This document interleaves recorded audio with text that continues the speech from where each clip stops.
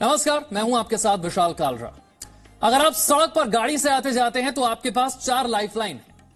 हम आपके साथ कोई खेल नहीं खेल रहे, बल्कि आपको जगा रहे हैं, क्योंकि हमारे लिए आपकी जान बहुत कीमती है।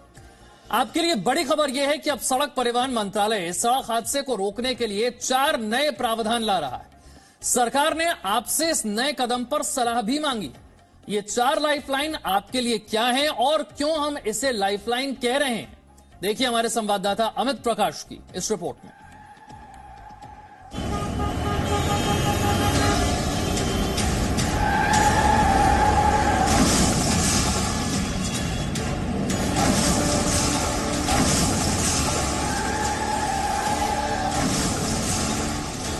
बस इस वीडियो को यहीं रोक दीजिए और अब जरा मेरी बातों पर ध्यान दीजिए। मैं जी न्यूज का एक रिपोर्टर हूं। हर रोज खबरों की तलाश में इसी तरह सड़क पर निकलता हूं और आए दिन सड़कों पर दुर्घटनाएं होते हुए देखता हूं। आपने भी शायद कई बार जानलेवा सड़क हादसे देखे होंगे, या फिर हो सकता है किसी हादसे में आप खुद भी बाल बाल बचे हो। आप नहीं चाहते कि देश की सड़कों पर सड़क दुर्घटनाएं हो ही ना, और अगर हो भी तो किसी की जान न जाए, वो बच जाए।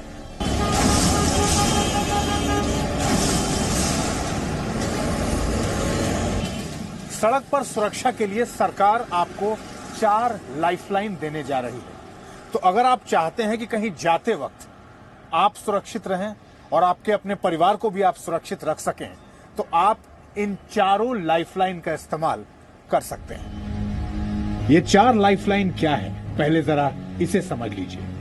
पहली लाइफलाइन सीट बेल्ट, दूसरी स्पीड लिमिट, तीसरी सेंट्रलाइज्ड लॉकिंग सिस्टम और चौथी लाइफलाइन एयरबैग। ये 4 लाइफलाइन 4 पहिया वाहनों में सफर करने वाले हर व्यक्ति के लिए बहुत जरूरी है और हर वाहन में ये अनिवार्य हो। इसके लिए आपको क्या करना है, अब ये जान लीजिए। सरकार ने अब ये तय किया है कि सड़क दुर्घटनाओं के मद्देनजर अब सड़क के नियम कानून, जो गाड़ियों में चलने के नियम और कानून है, उसमें कुछ परिवर्तन किए जाएंगे और इसके लिए सरकार ने आप लोगों से, देश की जनता से सलाह मांगा है कि क्या करना चाहिए। ये 4 चीजें हम बदलना चाहते हैं। वो 4 चीजें क्या है, आज बातचीत करने के लिए हमारे साथ ऑटो एक्सपर्ट श्री राज कपूर साहब हैं और हम बात करेंगे उन 4 मुद्दों पे कि जिन 4 चीजों पे सरकार जिन 4 चीजों को बदलना चाहती है।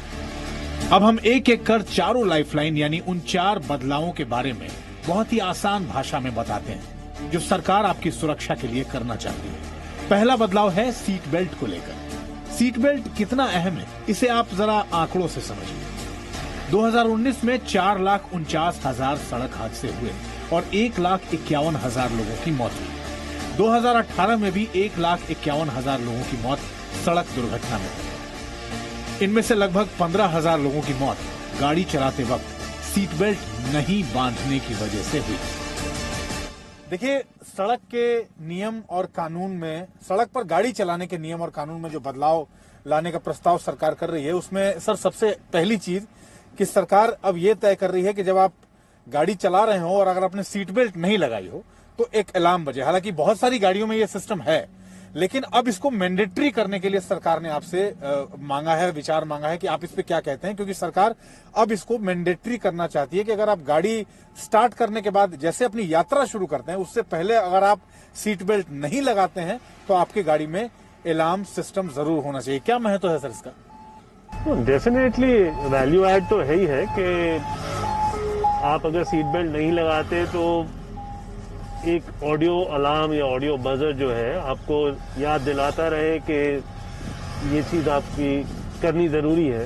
और बहुत सी गाड़ियों में होता है और बहुत सी गाड़ियां ऐसी हैं कि एक बार बता के बंद हो जाती हैं, लेकिन मेरे हिसाब से ऐसा होना चाहिए कि स्पीड सेंसिटिव होना चाहिए कि अगर पहले आपको याद दिलाया है कि आपने अपना सीट बेल्ट नहीं लगाया है, अगर आपकी स्पीड बढ़ती है तो वो अलार्म जो है बढ़ना चाहिए कि आप सीट बेल्ट लगा ही लें, आपको इतना तंग करे कि आप सीट बेल्ट लगा लें।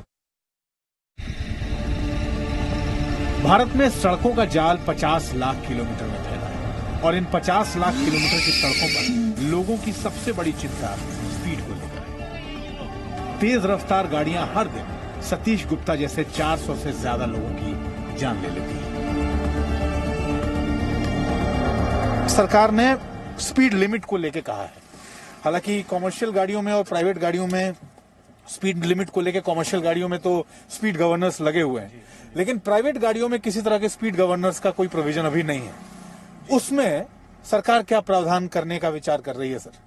वो यही कह रहे हैं कि एक ओवर स्पीडिंग, अगेन एक ऑडियो अलार्म जो है वो बजे। अब वो एक, क्योंकि हर एक सड़क पे, हर एक हाईवे पे, स्टेट हाईवे पे, नेशनल हाईवे पे अलग अलग स्पीड लिमिट्स हैं, तो वो तो तय करना मुश्किल है कि मतलब रोड के हिसाब से आपका स्पीड वार्निंग चले, बट एक अप्रोक्सीमेट सेफ स्पीड लिमिट 100 या 110 जो है उस पे आपको एक ऑडियो वार्निंग अगर आ जाए तो काफी बार ऐसा होता है कि अगर सड़क अच्छी है तो आप आहिस्ता आहिस्ता जो है आपकी स्पीड बढ़ती रहती है और आपको पता नहीं चलता है और आप अपनी जरूरत से ज्यादा तेज गाड़ी चला रहे होते हैं। तो अगर वो आपको एक ऑडियो अलार्म सुन जाए तो आपको एक इंडिकेशन आ जाएगा कि भाई इसके आसपास ही रहिए, इससे ऊपर ज्यादा ना जाइए, इससे ऊपर स्पीड आपको लेके नहीं जानी है। जैसे इस वक्त मैं तकरीबन 40-45 के बीच की स्पीड में हूँ। ये शहर के ड्राइविंग कंडीशंस के हिसाब से ये एक सेफ स्पीड मानी जाती है, लेकिन वही जैसा आप कह रहे थे सर कि अगर आप इस शहर में चलते हुए अगर आप अपनी स्पीड को आप 80-90 से ऊपर पार करते हैं तो ये अलार्मिंग होता है। लेकिन कई बार लोग चलाते हैं और उनको लगता है कि नहीं वो ठीक चल रहे हैं। इसीलिए कि आप ठीक चल रहे हैं या नहीं, दिल्ली की सड़कों पर अगर आप 100 की स्पीड में चल रहे हैं तो ये खतरनाक है और ये अलाउ नहीं है, ये आपको नहीं करना चाहिए। इसके लिए एक अलार्म सिस्टम गाड़ी में लगाने पर विचार कर रही है पूरे देश के हर जहां भी आप गाड़ी में चलते हैं। अब जरा इस तस्वीर को देखिए। कार में आग लगी है, अंदर लोग हैं, पुलिस आग को बुझाने में जुटी है। कार अंदर से लॉक है, दरवाजा नहीं खुल रहा है। अब ऐसी स्थिति में इस कार में सवार लोगों की जान बचाना असंभव है, लेकिन अब नए बदलाव से ऐसी स्थिति को बदला जा सकता है। कैसे? सेंट्रलाइज्ड लॉकिंग सिस्टम के जरिए। नॉर्मली जो ये लॉक है और दरवाजा खोलने का ये जो रिमोट लीवर है जी, ये मैकेनिकल होता है जी। इसमें एक मैकेनिकल फंक्शन है, एक लिंकेज है, और आप जब इसको ऐसे खोलते हैं तो वो लिंकेज इस लॉक को खोल देते जी। जब हम सेंट्रल लॉकिंग लगाते हैं तो इसी के साथ एक सर्वो मोटर लग जाती है जो कि ये काम आपके लिए बटन दबा के करती है जी। तो काफी बार ऐसा ये होता है कि जब आप इसको लॉक कर देते हैं, जैसे हमने बंद किया इसको, जैसे कि हमने बंद किया जी, और हमने इसको लॉक कर दिया, यहाँ से इसको हमने सेंट्रल लॉकिंग से लॉक कर तो ये इससे भी हो जाती है और ऑटोमेटिक फंक्शन भी होता है। जैसे ही गाड़ी 5 किलोमीटर 10 किलोमीटर प्रति घंटा आगे चलती है ये अपने आप लॉक हो जाता है। तो अब अगर कहीं कुछ दुर्घटना होती है और जो इसका इलेक्ट्रॉनिक या इलेक्ट्रिकल सिस्टम जो है वो शॉर्ट होता है या कट जाता है और ये आप खोलना चाहते हैं तो आपको वो जो सर्वो मोटर है उसके अगेंस्ट काम करना होता है। गेयर्ड सर्वो मोटर होती है, तो काफी बार ऐसा होता है कि आप उसको ना खोल सकते जी। तो उसको ओवरराइड करने के लिए, उसको बाईपास करने के लिए सरकार ने कहा है कि ऐसा कोई सिस्टम होना चाहिए जो मैकेनिकली आप उसको बाईपास कर सके। ओके। कि भाई जो इलेक्ट्रिकल मोटर ने आपकी लॉक को लॉक कर दिया है उसको आप वापस खोल सके। ये बहुत ही अच्छा सुझाव है। और जैसे कि आपने कहा कि काफी बार ऐसा हो चुका है कि सेंट्रल लॉकिंग जो है वो जैम हो गई और दरवाजा अंदर से ना खोल पाएगा। तो अगर ये सुझाव पास होता है और ये एक्चुअली इंप्लीमेंट होता है, मेरे हिसाब से it's a very good safety feature. और चौथी लाइफलाइन यानी बदलाव का चौथा मुद्दा है एयरबैग। यानी कि एयरबैग्स की अगर आप बात करते हैं तो एयरबैग्स यहाँ लगे होते हैं। जो ड्राइवर सीट के एयरबैग्स यहाँ होते हैं और यहाँ होते हैं ड्राइवर साइड का एयरबैग, ये एयरबैग है, ये एयरबैग है। ड्राइवर साइड का एयरबैग यहाँ होता है स्टीयरिंग। ये SRS यहाँ लिखा हुआ है, आप देखेंगे SRS, और इसमें नहीं है एयरबैग्स, और इसमें नहीं है। सरकार विचार ये कर रही है कि चलिए ड्राइवर की सीट के साइड में स्टीयरिंग में एयरबैग है, लेकिन अब ये विचार किया जा रहा है कि ड्राइवर के साथ वाली जो सीट है उसमें जो एयरबैग्स अभी तक मैंडेटरी नहीं थे गाड़ियों में, उसमें उसको अब मैंडेटरी करने पर सरकार विचार कर रही है। यानी कि हर गाड़ी में अब ड्राइवर की बगल वाली सीट पर यहां पर जो एयरबैग्स का ऑप्शन है उसको मैंडेटरी कर दिया जाएगा और यहां एयरबैग्स होंगे। और ये एयरबैग्स को मैंडेटरी सरकार तब करेगी जब आप अपने विचार सरकार को बताएंगे कि आप ऐसा चाहते हैं या नहीं चाहते। तो इन 3-4 चीजों को लेकर सरकार विचार कर रही है और उसके लिए सरकार ने अपना जो अमेंडमेंट के लिए जो चीजें अपनी वेबसाइट पर रखी हैं, जिन चीजों को वो अमेंड करना चाहते हैं उस पर आपका सुझाव मांगा है। तो देख समझ के और अपनी सुरक्षा, अपने परिवार की सुरक्षा के लिहाज से उन सारी चीजों को देख के तय करिए और उसके बाद सरकार को अपनी तरफ से अपनी बात वहां रखिए, सरकार के प्लेटफॉर्म पर रखिए।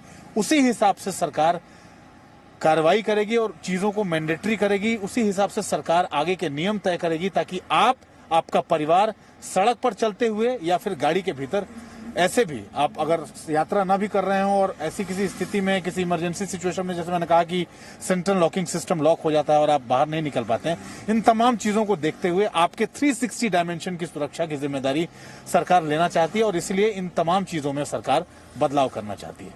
अमित प्रकाश, जी मीडिया, दिल्ली। और इसी के साथ वक्त एक छोटे से ब्रेक का है, फौरन हाजिर होंगे। Presenting the News app available on Google Play and App Store. Download it now.